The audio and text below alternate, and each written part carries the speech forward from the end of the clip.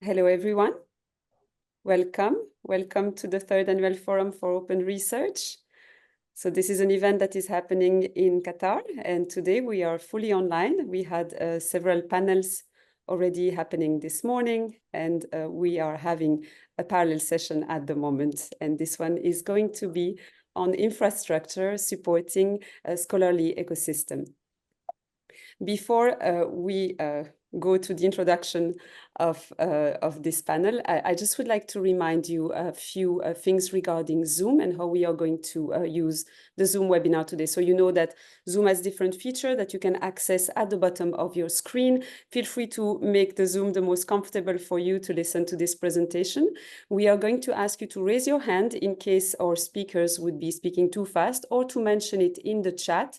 We are going to keep the chat today for any technical issue that you might experience during the session, and our support, Jacqueline, is here to help you with anything that you might experience technically. And then on the other hand, we will use the Q&A box for any content-related questions. So we will ask you kindly to just make sure that you keep these two separated. Thank you very much.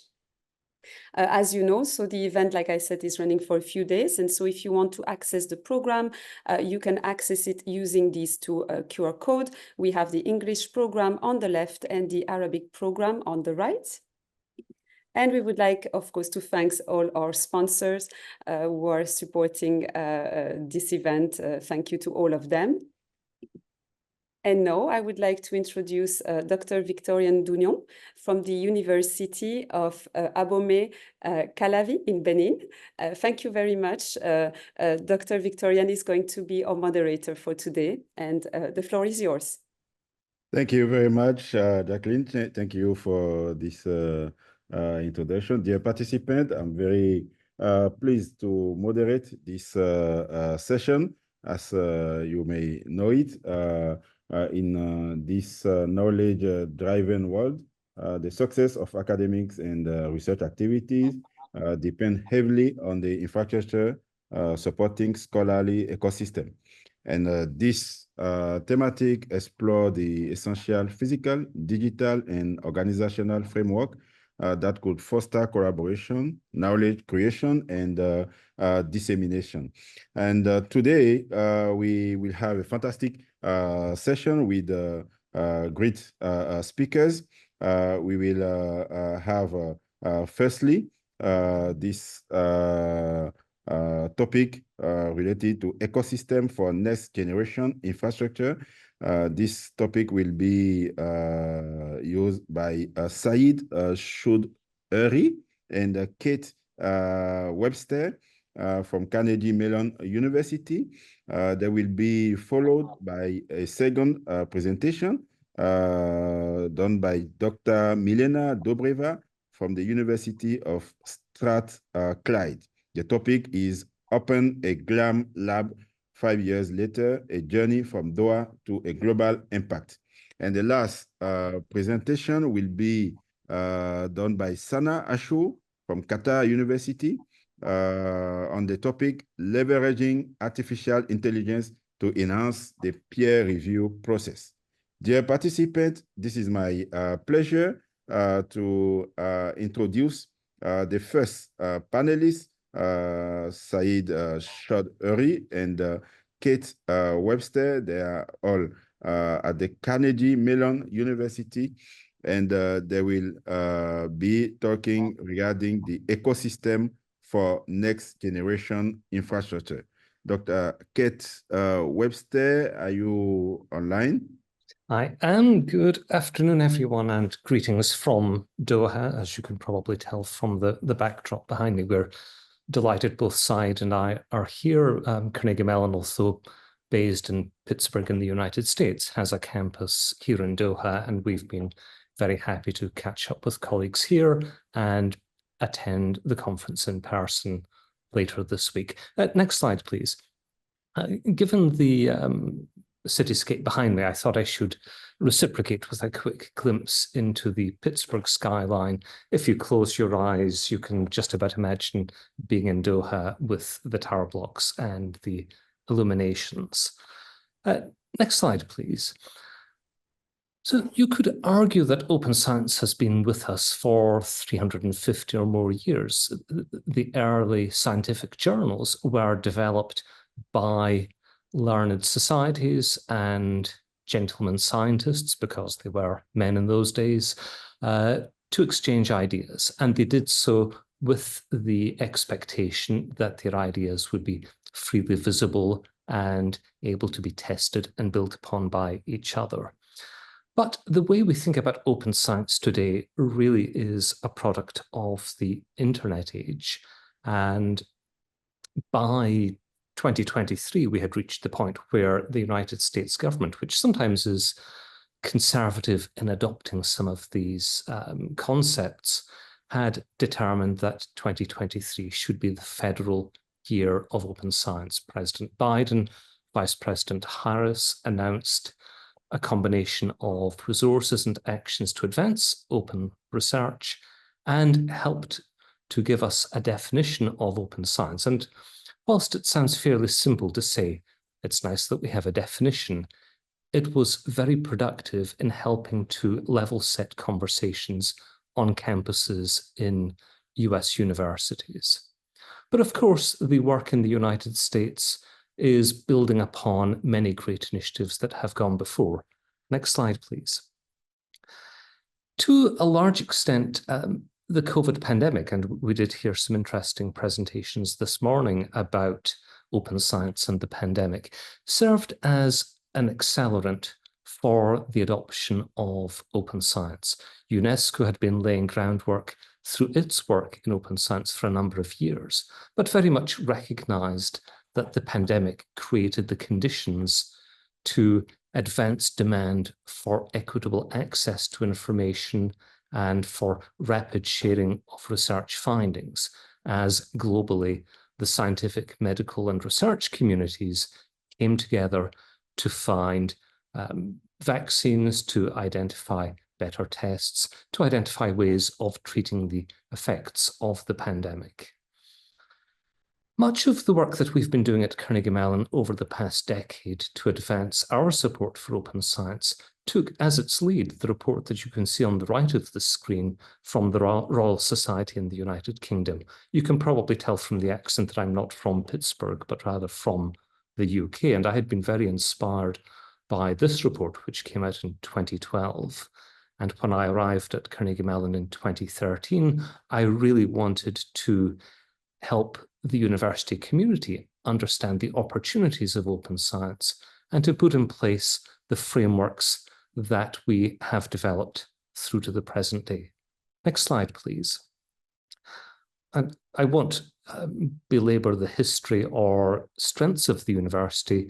In today's environment, we are recognized as one of the international leaders in artificial intelligence. We have a strong claim to be the first university to do active artificial intelligence research going back to the mid-1950s. And many of our disciplinary strengths really are built around the sense of autonomy and computational thought. And those have established great conditions for us to adopt and adapt open science principles and frameworks to support a campus community. And what we are presenting today is one university's perspective on these matters. Next slide, please. Over the past few years, we have worked hard to put in place a number of tools that address a workflow. Firstly, we think on the left of open science as an umbrella term for a number of open activities, such as open access and open data. But on the right, you can see a very simple workflow at the top, which tries to depict the research workflow, irrespective of discipline, from the initial research question, research idea, to the design of an experimental workflow, whatever that might be, through to planning the research, its execution, the collection and analysis of data and other outputs, and then the processes of publishing, curating, and archiving those outputs, and promoting their reuse. And you can see underneath that workflow, a number of the tools and activities that we've put in place to support those different stages of the workflow. I very much enjoyed the conversation this morning led by Danny Kingsley, who talked about the difference between open research tools and open research tools. That is, those which are open research and those which support open research. And we very much take a blended approach. We do work with some commercial products. We also work with some very open products. Next slide, please. And to give you a sense of some of those and to give you a pointer if you'd like to find out more, all of our open science work sits underneath an overarching umbrella of Open at CMU. And you can find a long list of the tools and platforms we support at the URL at the bottom of the screen. Next slide, please. I do want to make just a side note here that whilst open science often feels very focused on support for university professors and researchers, we very much recognize the importance of training the next generation of researchers. And as far as we possibly can, we embed our work in the student experience as much as we do the research hub of the university environment. And things like hackathons offer great opportunities for us there. Next slide, please. We also have really invested in building a community of practice at the university. We have our Tartan Research Data Alliance, which brings together those interested in open science from around the university community. And since 2017, maybe 2018, I should have checked, we have run a periodic open science symposium, sometimes in person in Pittsburgh, sometimes online, to bring together world experts to think about open science from an institutional perspective. Next slide, please.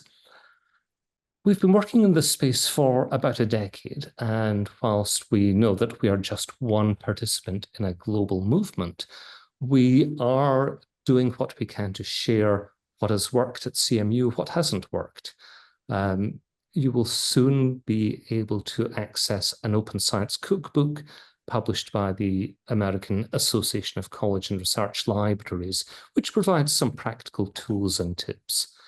And we have been funded by the US federal government's Institute of Museum and Library Sciences to develop a primer for open science led by libraries. And you can see the QR code that I put on the slide. That will take you to the guide behind that IMLS program. You will see that we have a number of workshops being led by our faculty around the United States. And it's my hope that we might be able to bring one of those to our campus here in Qatar and hopefully to our campus in Kigali in Rwanda. And I do hope that we will be developing this as something that can be built upon by librarians everywhere. Next slide, please. Much of the work of open science has very much focused on opening up the products of research. And early work, early policy announcements from research funders have very much focused on the first two of the images on my slide here, publications and data. We've very much seen an encouragement and adoption of open access publishing as a way, not the only way, but a way of advancing open science. We have seen many initiatives and efforts to share data from the research activities such that they can be reproduced to demonstrate confidence in science, but also reused so that fresh minds can discern new insights from prior work. But little effort has gone into understanding the openness associated with the third element on this slide, that is software and code. Next slide, please. And with that in mind, we were grateful to the Alfred P. Sloan Foundation for funding to establish an open source programs office at Carnegie Mellon to provide a central focal point for issues to do with open source and opening up access to and reuse of software generated during the research process. To lead the Open Source Programs Office, I was delighted that we were able to recruit Sayeed Choudhury, my co-presenter today. And I'm going to turn things over to Sayeed now to say more about open science in the context of research infrastructure. Thank you, Keith, and thank you to the participants for joining and the organizers for organizing this event. It's a pleasure to be here. As Keith mentioned, Carnegie Mellon has launched the so-called Open Source Programs Office, or OSPO, to focus on particular open source software. And you may think to yourself, is open source software something that is relevant to my institution? To which I would say, if your institution produces or uses software generally, then the answer is almost certainly yes. There's a very recent study that shows 96% of all software uses or relies upon open source software, and that 80% of software produced is released as open source software. So if your institution is using or producing software in general, then you're almost certainly working with open source software as well. Carnegie Mellon, in any of its campuses, whether in Pittsburgh, Doha, or Kigali, is no exception. We have a great deal of open source software being produced by researchers and a great deal being used, not only by the faculty, but also by the students. And our office is in place to help better develop, manage, curate, and share that software for research, education, translation into different contexts, including societal impact. We do so by being a center of competency, providing access to best resources, best practices, and also being a community convener, a first stop within the university for discussions and support and services related to open source software. Now, the ecosystem for next generation infrastructure, or ENGIN as we call it, is an explicit recognition that open source software is becoming a key part of next generation or digital infrastructure. And while there is open source software at various levels of development or capacity or even maturity, some projects at Carnegie Mellon have moved into a phase, a stage, where they're moving from the project being developed by a core group of individuals who typically know each other, which is characterized by the image on the left, to this next stage of evolution where they become community-supported products. And what this diagram shows is that on the left, you have a core team of individuals who work together, produce the code, and then share it.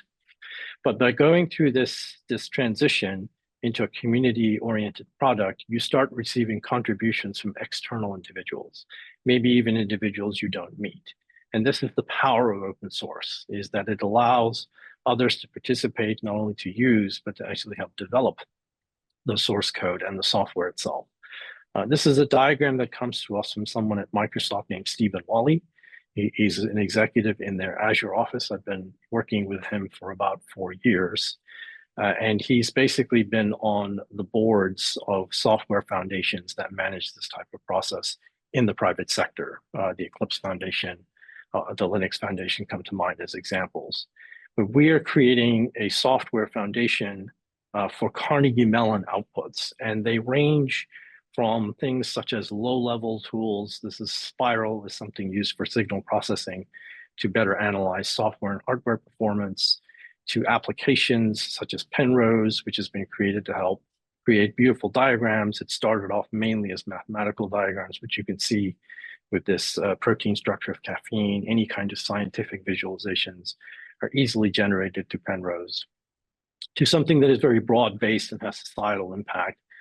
The Open Energy Outlook has an open source tool called Tomoa, which can be used to look at the optimization of decarbonization depending on different technology and policy choices. So each of these projects has reached a point where they are now moving from a project within Carnegie Mellon to more of a community-oriented type of activity and product. And that's the transition through which we are helping them through this ENGIN Software Foundation.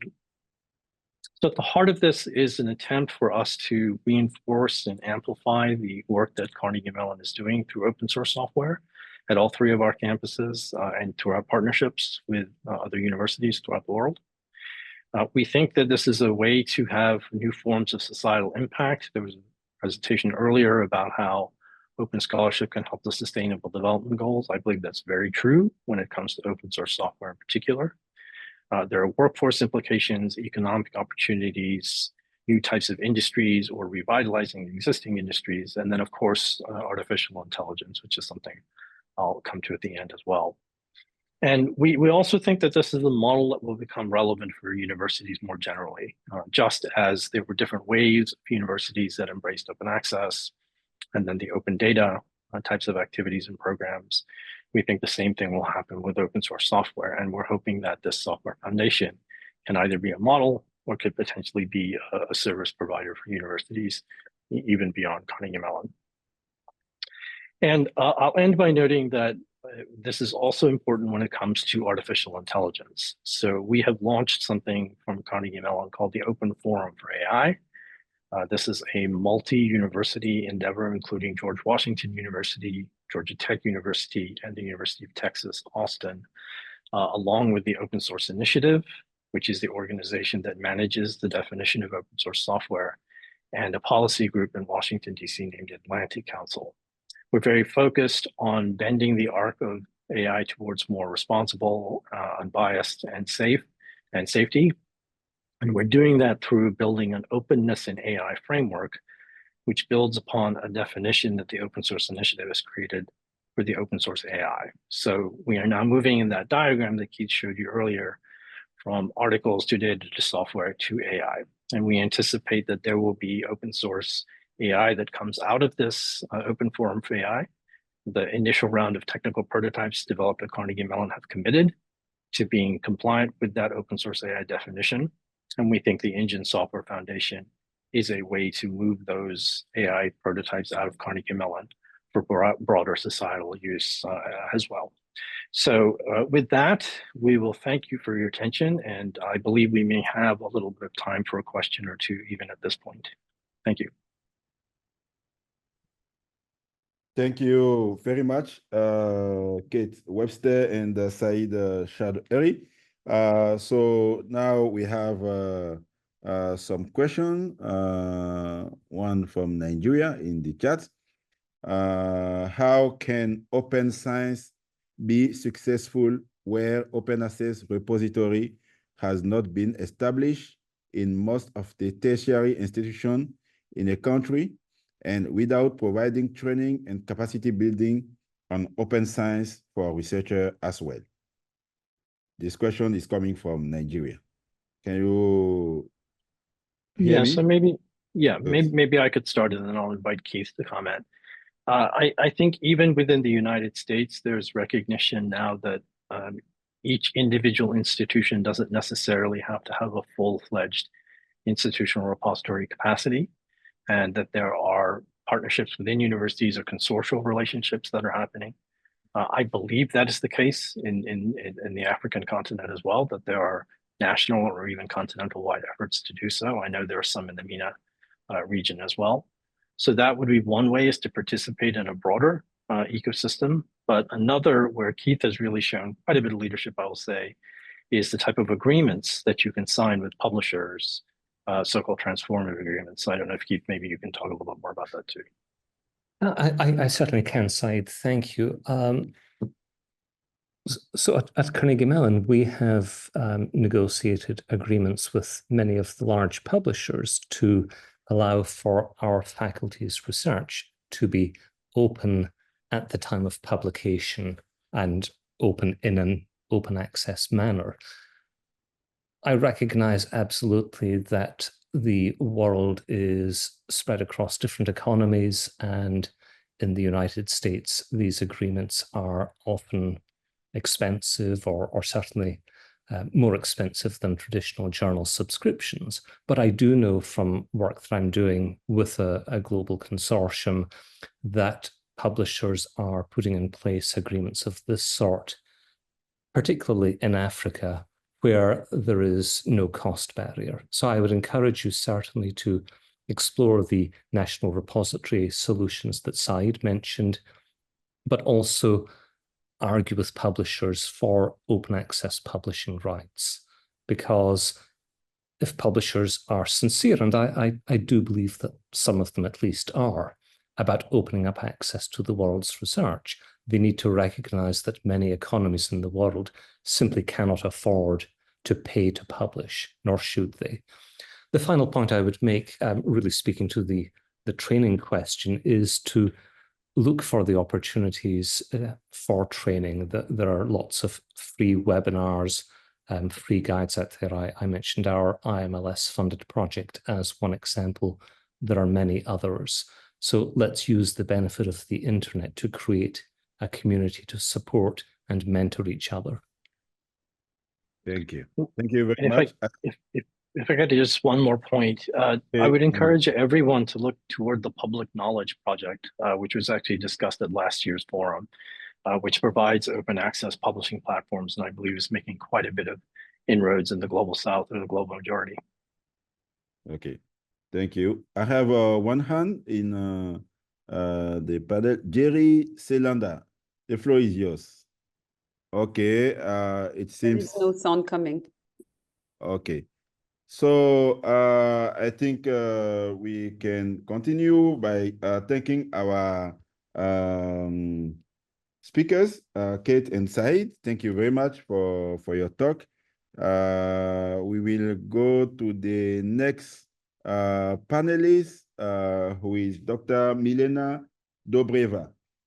She's from the University of Strathclyde, and she will talk about opening a GLAM lab 5 years later, a journey from Doha to a global impact.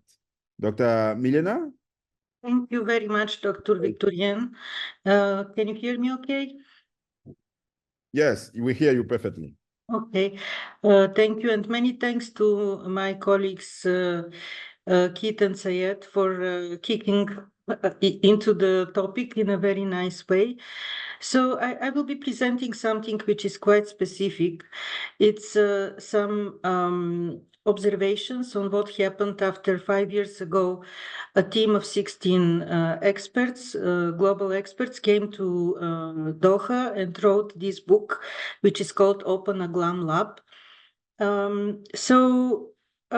One of the questions I have before I start, can you maybe put a thumb up if you have seen this book, if you're familiar with it, just to know to what extent it's popular with the audience? I don't see any thumbs up, which is quite interesting. So this is, I think, something really exquisite, which was done in Doha. Why in Doha? At that point, UCL had a library school in Doha, and I was part of this school. So if we could see the next slide, a little bit why I'm discussing this topic. I'm interested, and I do my research mostly on the topic of how innovation arrives to the so-called GLAM institutions, galleries, libraries, archives, and museums. I do this for quite a long time now, from contributing to Technology Watch reports for the European Commission some 20 years ago, establishing a digitization center in my home country, which is Bulgaria, editing a book on user studies for digital libraries, which is one of the basic texts for students in library and information studies still.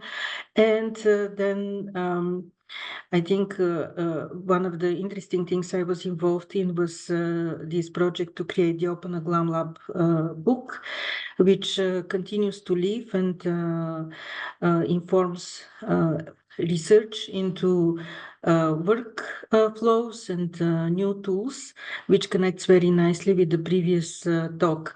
I'm also part of various boards which are important for the European scene. For example, the managing board of the Europeana Network Association brings together some 5,000 memory institution professionals and academics and technologies from Europe involved in the digital library domain.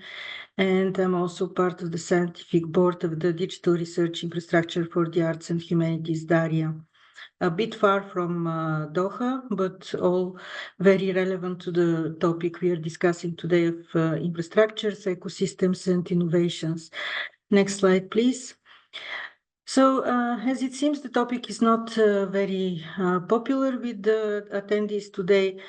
I will start with a few slides on the area which is called collections as data and labs which are fostering the work on creating data sets in libraries, or the so-called datafication in libraries.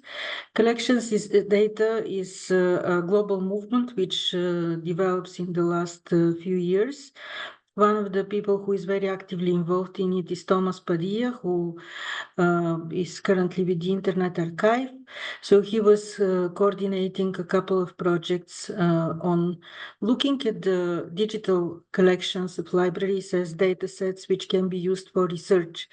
Obviously, we all know that there is a huge accumulation of digitized content in libraries, as well as in museums, archives, and galleries. And having this content requires us to think how we can make a better use of all this content, how we connect it better, because in many cases we have distributed collections which can be used together. So if we can see the next slide, here is a definition of this concept, collections as data, which is that if you want to provide access to the underlying files of digitized cultural heritage resources to facilitate data analysis by means of tools and methods developed in the field of digital humanities, this is basically what it is. One important aspect which is related to the global movement for openness is that the idea is that this data should be fair. I'm not going to explain this to the audience because I'm sure that this is something which everyone is very familiar with. And if you haven't considered doing something in this domain, there is a very nice set of suggestions how you can start converting your digitized collections into data sets. Thank you very much. The next slide. So I spoke a little bit about the term collections as data. There is another concept which is very important, the so-called library labs, which are defined as programs in which innovative approaches to library services, tools, and materials are tested. So if you look at the datafication, which requires innovative approaches, we could guess that an ideal space for experimenting with this approach would be to use library labs. And in the last decade, and a little bit more, we have seen major institutions around the globe opening innovation labs, which can be called library labs or data labs or innovation labs. And basically we have units which are taking a good stock of what collections are available in the libraries. I speak here of libraries, but this applies equally to museums and galleries and archives, any institution which has a large set of digitized resources. So in these labs, the usual type of activities is to see what are the digitized collections, how they can be used as data sets. And I could say that especially in Europe, a very popular line of work is to use the content of digitized newspapers. Historically, digitization meant that we produced images of artifacts. Then we started using OCR and other technologies to get the text out, and we had to find ways to organize this content. And now, obviously, we sit on a huge amount of full text from newspapers, and that's actually something which is developing very fast in Europe, and the Austrian National Library will be hosting an event specifically on this topic, how to deal with newspaper data sets. Next slide, please. So one of the pioneering institutions in this domain was the British Library, which defined what labs are as them being a space to experiment and innovate on-site and online with digitized and born digital collections and data. This could include a mix of activities, providing expert advice to users who want to do something with the digital content, providing some equipment, providing the essential ingredients, data, text, images, videos, and so on. And basically a lot also around this effort is to build communities which are interested in this type of work. The British Library Lab was really very, very instrumental in this. Next slide, please. And it started building a community of people who are interested to use the services. Here on this slide, you can see the 3 people who started the BL Lab 11 years ago. Adam Farquhar, who was the head of digital scholarship, now retired. Mahendra Mahey, who moved to Estonia and now works with the National Museum of Estonia, and Eleanor Cooper. So they started experimenting with digital content, had some really exciting individual projects of people who wanted to use the digitized collections of the British Library, and started organizing a community. This was back in 2013. And a few years later, we came to this understanding that more and more institutions want to open labs, but they don't have necessarily the skills, as our colleague from Nigeria mentioned, as the skills are always a big issue. And here the challenge was how to support people from GLAM institutions who want to build such experimental services and move towards datafication to get better in what they do. Next slide, please.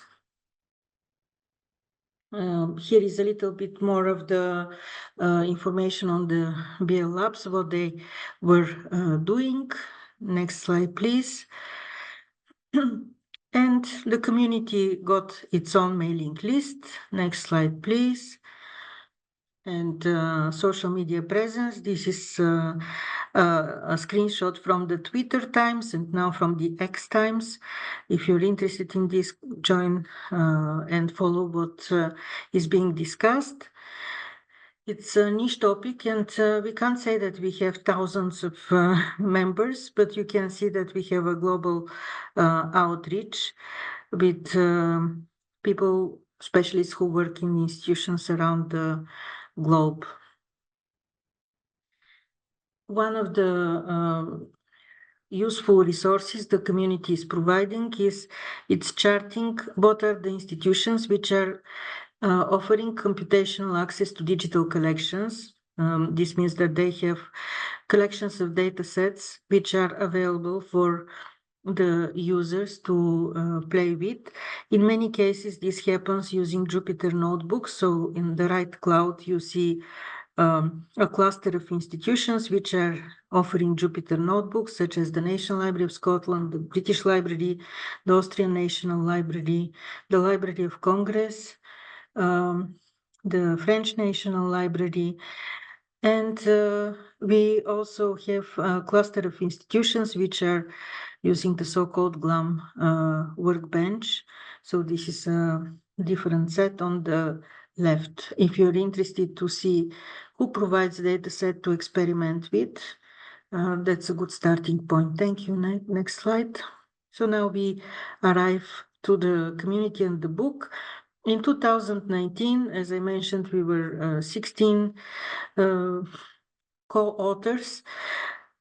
We got together in Doha for a week and worked extensively on creating a text, which is available for everyone under a CC0 license. And this event was financially supported by the UCL Qatar and by the Qatar University Library. One of our co-authors is Aisha Abdullah, who had a paper presentation earlier on this morning. We were very successful in attracting interest. The book was translated into Arabic, into Russian, into Greek, into Spanish, and into Bulgarian, and also into Serbian. So we had different communities of people who said this book is useful for us, and they translated the text. Here are some of the examples of the translated versions of our book. And if you go to the repository Q space of the Qatar University Library, you will find several of these versions there. Next slide, please. And now I want to summarize what impacts we can observe from putting this book together and sharing it openly with a larger community of people. Let's not forget that this book was done, created in 2019. It was just before COVID started, and COVID had a really delaying effect on the sector in general. It was mentioned already also by my colleagues. So in a way, we provided something which probably would have even a bigger success if we were not going through COVID. One area of work is to create different workflows which help to apply datafication to collections. And here is an example of a framework created by a colleague from Spain, Gustavo Candela.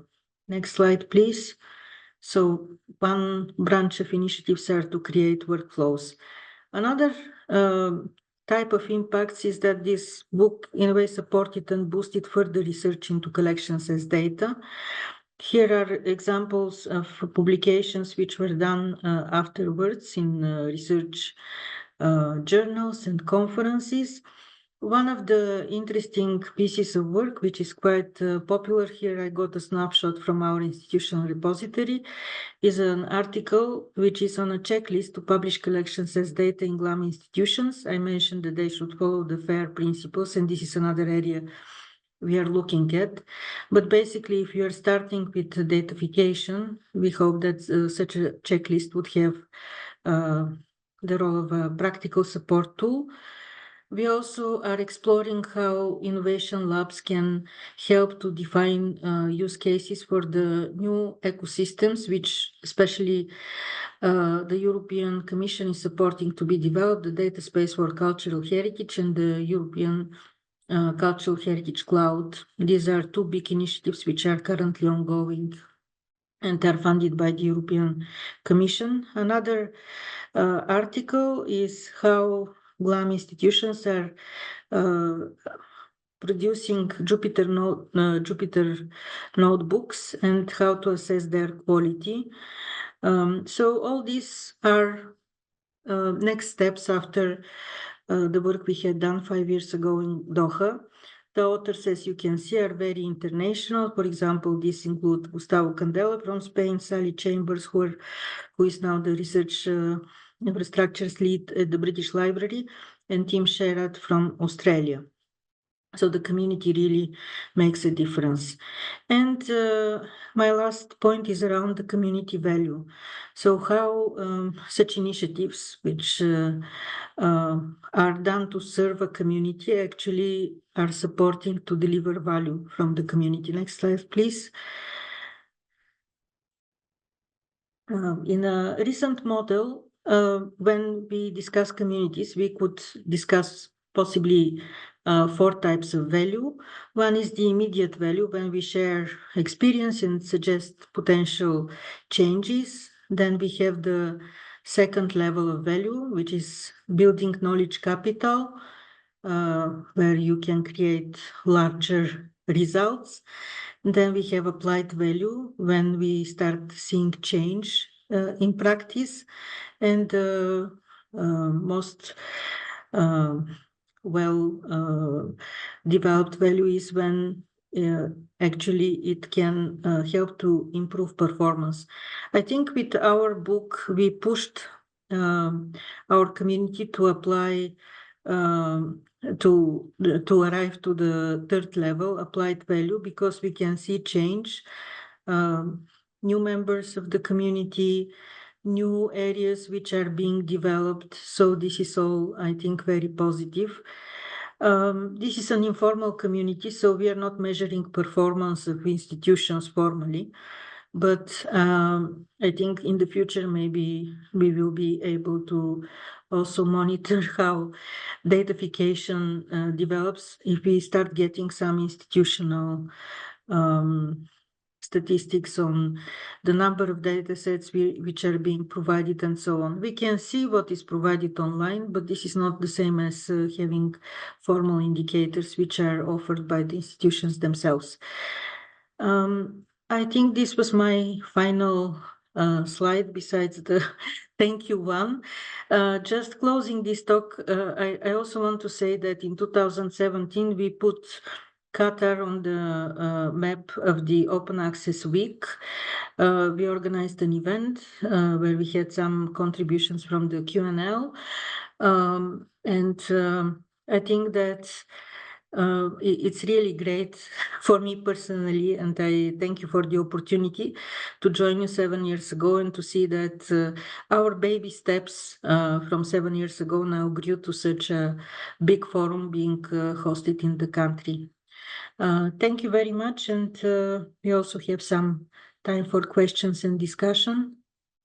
Thank you very much, Dr. Milena, from your talk. We saw some kind of cross-sector collaboration because GLAM labs have become hubs for innovation, bridging gaps between academia, cultural institutions, and the public. And your presentation emphasizes the importance of open access, with GLAM labs fostering global collaboration, especially in heritage preservation and public engagement. I don't see any question yet, but by the time we are here, maybe I can reflect on what you just mentioned earlier by asking you what challenges did you face in sustainable the GLAM labs across different cultural contexts from Doha to other regions? Do you encounter, I'm sure, some challenges, and what those challenges are? So when we organized the book sprint, we had contributors who came from the Library of Congress, from the British Library, from the Austrian National Library, the Royal Library of Denmark, some Australian institutions, two different museum and one museum and one library. This doesn't represent the global community, I would say, and unfortunately, like with other topics, we are aware that this type of work is slower to uptake in the global south in general. So one aspect we try to address is we organized a workshop also in Zambia for Zambian librarians and museum specialists. This was in Livingston, in the museum there. And we discussed a lot exactly this aspect. What do you do when actually even having a constant supply of electricity is a problem? What openness means. We, as a community, discuss a lot the digital divide. And one observation I have as a professional is that when we discuss the digital divide, we think from the point of view of the specialists and also the citizens in countries which do not have access for some reason due to inadequate technology or different types of walls which are restricting the access. But I can give an example which shows the opposite side of digital divide. So the Livingston Museum digitized a collection of archival papers of David Livingstone, but no one can access them unless they go to the museum because it sits there on a local server and it's not visible to the world. So in a way, wherever you are, whatever technology you have, you can't access a resource which exists because it's not presented to the world. I think that as a community, this is a big challenge we need to address and really to see how we can support our colleagues in countries which are struggling with finding solutions to share what they have. I don't know if this answers your question. It's just some personal reflection. For sure. Thank you very much, Dr. Milena, for coming and sharing your insight with all of us. We really appreciate your presentation. So now it's time to host our last panelist, Sana Ashur, who is coming from Qatar University. And she will talk about leveraging artificial intelligence to enhance the peer review process. Professor Sana Ashur, the floor is yours. Thank you very much. Okay, so my topic is about leveraging artificial intelligence to enhance the peer review process. So here mainly I'm talking about scientific publishing, and I'm trying to see what are the tools potential of using AI and what are the challenges that can be facing the scientific publishing process, either by publishers or by reviewers. So I will start, next please. So my presentation will cover the role of AI in peer review, and then I will talk about applications of AI in peer review. So I will talk about different functions that can be where AI can be used during the peer review process. And then I will talk about the open peer review platform and the post-publication peer review analysis, and how can AI also offer tools and usages for reviewers as well as for the editors of the publishing houses. And then finally, I will end up my presentation with the potential and the threats of using AI in peer review.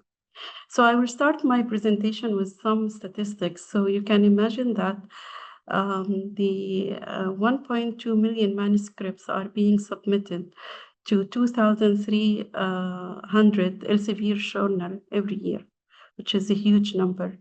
And only 30% of this total number is being published. So, and over 15 million hours are being spent on reviewing rejected papers each year. So how much time is being spent on papers that are useless or papers that need to be reworked. And all scientific journals face similar challenges. So the number of manuscript submission became very, very enormous. And it outnumbered the capacity of the reviewers as well as of the publishing houses. And this has increased tremendously in the last year after, I think, after the initiation of ChatGPT, where now many people, they are using AI to write text, and the journals are being bombarded by high number of submissions. So how they are going to deal with that high number? Next, please. So nevertheless, the review times to first decision and quality of review are key metrics for any journal. So with the seemingly exploding use of artificial intelligence in many aspects, the field of publishing is no different. It will be also benefiting from the AI. So when reviewing a manuscript, the legal checkbooks not to use AI is mandatory. Review means, however, review means peer review, and which means a human review, an honest evaluation of a peer scientific work. So this adds tremendous credibility to the process, trust, and impact. So what will be the case if AI is being increasingly used in this process? The peer review will no longer be human review, and this will impact the credibility of the scientific work. And this is what we want to avoid in the current and in the future. Next, please. So as artificial intelligence capabilities are increasingly used in more and more important fields, will they stay out of scientific peer review? This is the question that we are going to answer in today's presentation. Next, please. So artificial intelligence has transformed numerous fields, including scientific publishing, where it can summarize, check for plagiarism, review grammar, and edit a work that can be done in seconds. And the modern AI system can effortlessly compare a manuscript content against existing literature, providing a thorough assessment with remarkable efficiency. However, the true limitation of AI service when we consider two critical aspects. One is the novelty, second is the scientific value. So distributing new knowledge, it's very important to take into account its relevance, plausibility, and potential impact factor that extend beyond the capabilities of current AI system. So in this presentation, I'm going to talk about the irreplaceable role of human judgment in scientific publishing. So AI can be used in routine things, but finally, human judgment is so important in the peer review process. Next, please. Do you hear me well? I mean, because I think the voice is fine. Yes, we can hear you very well. Thank you. Yeah. Oh, okay, great. So automation can reduce the workload during the peer review process, especially by editors and journal or publishing houses. So it saves a lot of money. It saves a lot of time, and it helps the publishing houses to address growing submission number and peer review workload. So a report by Biomed Central and Digital Science recommended using technology to support peer review, including automating the detection of inconsistencies that reviewer may miss. Next, please. So what is the role of AI in peer review process? Actually, AI can be used in different steps of the peer review process, and it is being used for some years right now by publishers as well as by conference organizers. So in order to save time and save efforts in the reviewing of submission and abstracts. So AI-based tool can help authors find, first of all, it can help authors to find or identify suitable journals. With thousands of journals that are available, authors, they need to save time in finding the appropriate journal or the appropriate outlet where he or she can publish his work. So all journal suggesters like Springer or Wiley or etc., they use AI in identifying the relevant journal that is based on searching criteria like the abstract, the keywords, and the title of the journal paper. The author can find a relevant journal where he or she can publish in. So this is very important and very, helpful for authors. Next, please. Second, the AI can use in the initial quality control of manuscripts or the screening of manuscripts. So there are, there are tools that are available and are being used, like iAuthenticate, like robot author detection, which tools like Zero GPT that can detect texts that are being written by ChatGPT. There are software like SciScore that can check the methods of the paper for the editors. There is another software called Report Reviewer, which detects design issues and biases in randomized control trial. Statistical checking tools like Stat Reviewer, StatCheck can check the plausibility of the statistical methods or that are being used in the article. Also, Dimension Research Integrity Pre-Check review manuscript for transparency and reproducibility indicator like data access and software versions that are being used in the text, so they can detect that. Penelope ensure manuscript comply with the formatting standards of the journal. Also reference matching like Recite, which matches in-text citation with the end or the reference list at the end of the paper. And tools like Frontier AI Review Assistant and Author One assess various quality control aspects, including the structure of the paper and the formatting. So the publishing housing or houses, they are already using one or two of these softwares in checking the quality of the paper and screening the paper at the first stage of the peer review process, or what we call the screening stage. Next, please. And then publishing houses can use AI in identifying appropriate reviewers. So like, for example, Clarivate Reviewer Locator or Reviewer Discovery or Elsevier eVise or Frontier Coronavirus Reviewer.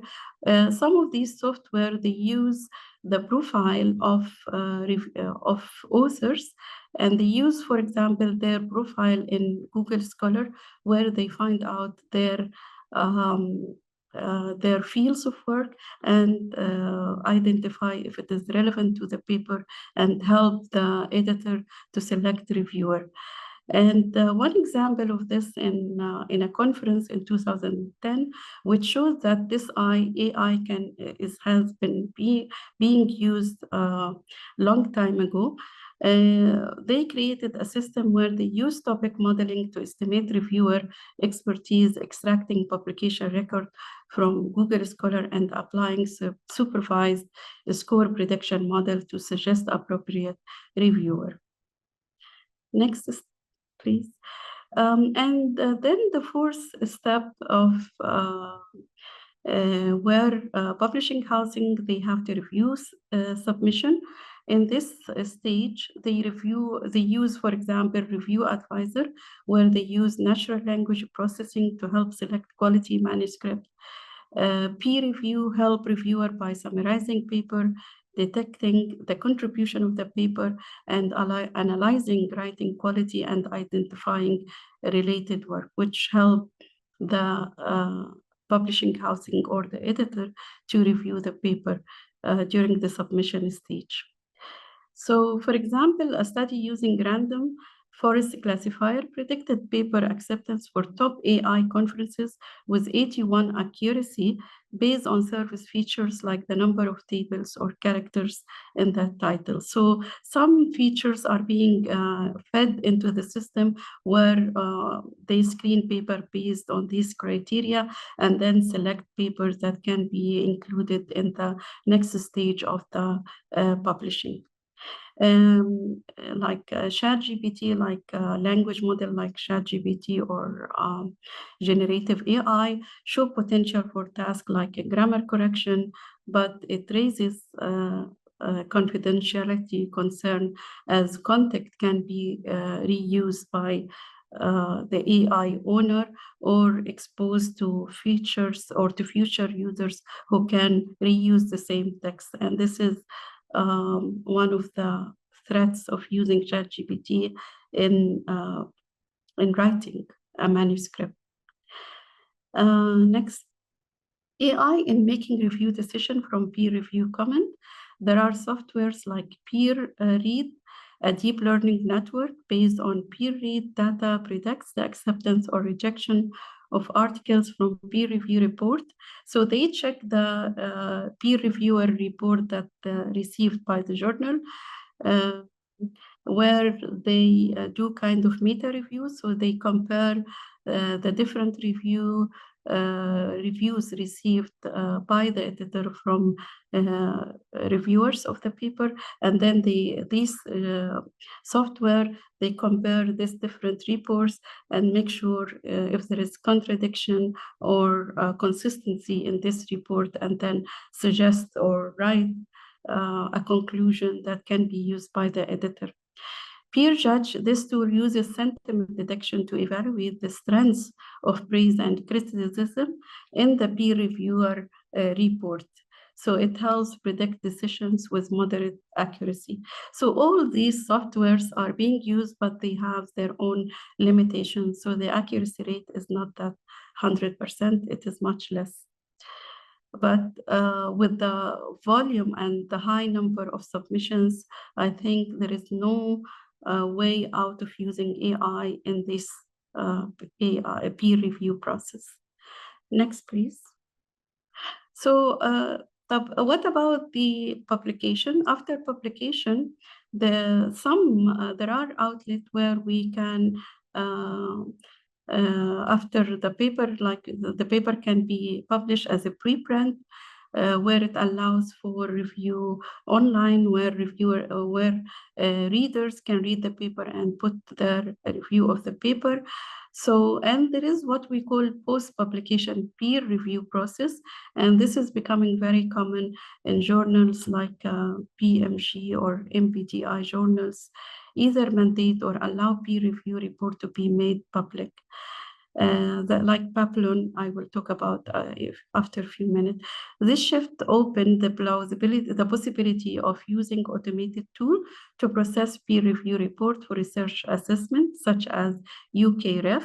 However, challenges remain, including unstructured format of review reports, which make the comparison difficult. Additionally, open review often address pre-final versions of the article, which may limit their usefulness for assessing the final published work. So the review can be done, but the paper is going to be published, so the review might not be helpful. Next, please. So we have different open peer review platforms like Babylon, PubPeer, Science Open, Peer Community, MPTI. So these are all open platforms where people can, or where a peer review process is being open.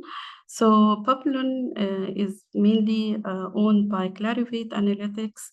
It hosts over 6.9 million reviews for more than 5,000 partner journals, allowing journals to share pre-publication review with reviewer and author consent on what information to reveal. Peer is an open platform for post-publication review where researchers can comment on published studies. Science Open combined publishing with public review and rating features for research using a 5-star system for aspects like importance or completeness. Peer Community provides free public peer review of preprint across 14 different disciplines. MPTI and other publishers offer also open peer review where authors can choose publish review and reviewers can remain anonymous. And research has shown differences in review practices across discipline with longer reviews and more anonymity in life sciences and social sciences compared to physical sciences. So what are the potential and challenges? Of course, AI offer a lot of potential in terms of saving effort and saving time and making the process faster for the editors as well as for publishing houses. So by matching manuscript content with reviewer expertise, AI can help the editor identify reviewers, which is a hard process, and the AI tools in helping the authors to find the appropriate journal also is very helpful. And I think there are more that can be highlighted as potentials for using AI in the peer review process that are helpful for the author, for the editor, as well as for the peer reviewer. However, there are challenges. So the quality is not, the accuracy is not that, is not very high. So this might make the decision not very 100% accurate, which is, unfair for the author. And the second challenge, that AI cannot replace a human judgment, especially in evaluating research quality and significance.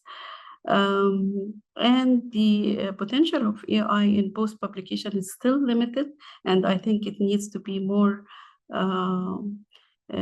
strengthened and improved. If the volume of review increases, AI could be developed to assess the quality of published research by analyzing feedback. However, accuracy across all disciplines is based on the availability of the review, and it raises ethical concern such as avoiding algorithmic bias against certain topics or certain groups or certain issues, which make the process is unfair or not 100% accurate. Next, please. So all these threats or challenges make the human judgment is so important. So while AI can assist in various aspects or routine aspects of peer review process, however, the ultimate decision-making must rely on human expertise. AI systems are trained on existing knowledge, but scientific publishing revolve around distributing new, previously unknown insight. However, the AI are based on existing knowledge. They are just repeating what is existing. However, publishing is about coming up with something new. So human role here is so important. We cannot rely 100% on AI. A human reviewer and editor bring the necessary insight, intuition, and experience to evaluate the potential scientific impact of research that AI lacks. So next, please. To conclude, AI can play a supportive role, but it cannot replace a human being. AI does not seem yet capable of performing peer review for manuscript. However, it helps, it supports with some limitation.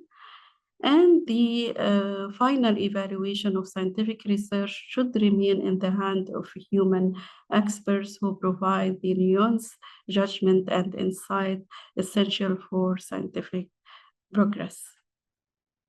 Next, please. So thank you so much for your great attention, and I will be happy to answer any question. Thank you very much, Prof. Ashu. Thank you for this wonderful session. Your presentation highlights the importance of artificial intelligence as a transformational tool. And you also talk about ethical consideration. That's really important to notice the need to monitor for biases introduced by algorithms and ensure human oversight in the AI enhanced peer review process. And you talk also about limitation and adoption. I don't know if we have some questions in the chat. Yes, could you please clarify what did you mean by if the volume of reviews increases, AI could be developed to assess the quality of published research by analyzing feedback. It's on the slide. I think in that section I was talking about the feedback that the editors receive from peer reviewers.